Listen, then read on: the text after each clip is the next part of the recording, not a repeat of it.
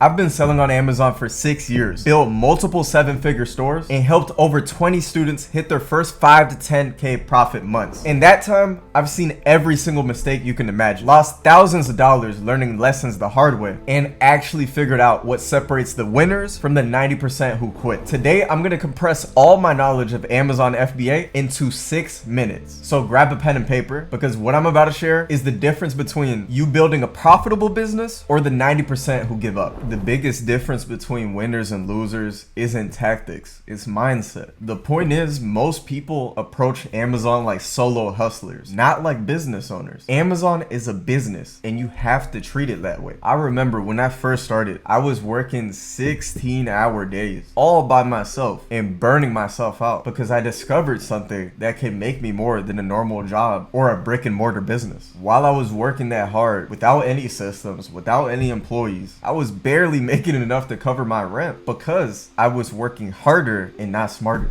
Amazon is a $500 billion system and they want you to succeed. You have to think like a CEO. Systems, leverage, and data over decisions. You gotta stop making emotional decisions. I don't care if you had a bad day. That doesn't mean you need to quit your business for a day or not work with a certain person because you couldn't come to a logical agreement. Or maybe you're panic ordering because you feel like you're not making enough yet. You have to approach things logically and always thinking long-term versus quick wins. Because maybe today I contact the brand. They don't contact me back today. But if I continue following up, I'm fostering a relationship even if they're saying no to me. I had that happen to me, and 6 months later, after persistently knocking on a brand's door essentially over email and phone calls, they finally opened up and allowed me to work with them, and now we do at least 10 to 20K a month with 2 products from this brand. This was a huge mindset shift because I always thought, oh, on to the next, where I just needed to go deeper with a few and more. So little shifts like that, changing your approach, can unlock huge things for you. But the next biggest lie people tell beginners is that you need the next fidget spinner. You don't need to create any products. You could go to your pantry right now and find items that are selling well on Amazon. Clorox wipes, Colgate, native deodorant. These are all things that sell well over 6 figures a month on Amazon. And if you're just able to get 10% of that, that's at least 10K a month or 50K a month. How I made my first 100 grand wasn't by reinventing anything. It was just from finding regular stuff in my kitchen cabinet. I then started to figure out they have multiple other product lines and you could get these in bulk and wholesale and sell them for retail on Amazon. This was way back in 2020, and ever since then it's just evolved further. These brands are brands you've already been familiar with for years. They're not going anywhere. You don't need to chase TikTok trends for things that seem cool. Boring works for a reason, and boring is consistent. If it's good enough for your house, it's good for your business. One product that crushed it for us in the beginning was cat food, and this was during COVID. People love their animals like humans, but nobody wanted to sell a 40-pound bag of cat food. We capitalized on it because when people overlook something, there's usually a huge opportunity behind it. We were still able to make margin on that with that big of a weight of a product because the demand was there. Everyday items that you may not be knowing that can make you profit. You don't need to start with Alibaba and order 1,000 units of something. That's how you go broke. You can start with online arbitrage, places like Target, Walmart, Best Buy.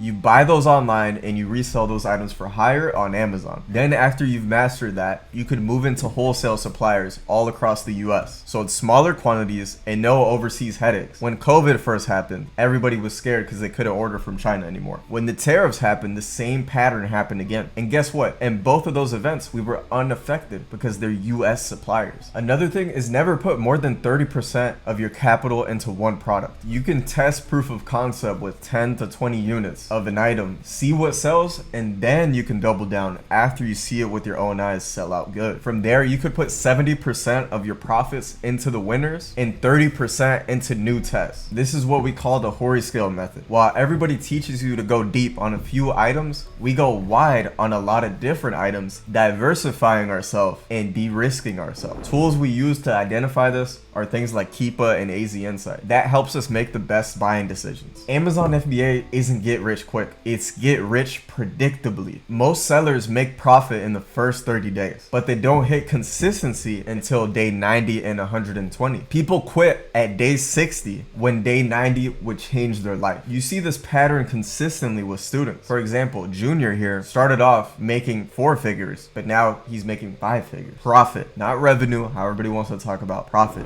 It's all about understanding the timeline, not about the motivation. Motivation will flee you, but your consistency will save you. All you have to do is give it 90 days of consistent effort.